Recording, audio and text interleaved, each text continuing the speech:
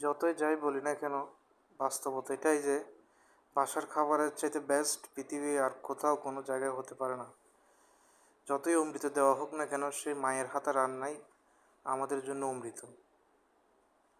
ঘরে আমরা যেভাবে পরিশুদ্ধ সুন্দরভাবে তৃপ্তি ভরে খেতে পারি, সেটা আমরা বাইরে খেতে পারি না। কর্মব্যস্ততার কারণে অনেক সময় বাসা থেকে আমাদের দুপুরের লাঞ্চটা ক্যারি করে আনা হয় না। বাধ্য হয়ে আমাদের পেটের খিদার তাগিদে আমরা তো কর্মস্থলেই লাঞ্চ করতে হয়। ইস্পাহানি মার্শাল লিমিটেড আমাদের কর্মস্থল। ওইখানে মেস থেকে আজকের মেনু ছিল মসুর ডাল, সাদা ভাত এবং সবজি। যদিও আহামরি কিছু না, তবে এখানে শিডিউল করে 3 দিনে 3 রকমের খাবার দেওয়া হয়।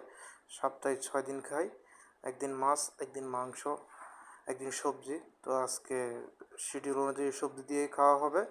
এবং এই সবজিগুলা দেখেন, এখানে মুগ ডাল, লাউ এবং আরও বিভিন্ন উপকরণ দিয়ে এই সবজিটা সিম্পলি তৈরি করা হয়েছে। আহামরি কিছু না, তবে সাধারণের মধ্যে অসাধারণ, খুব ভালো সুস্বাদু হয়েছে।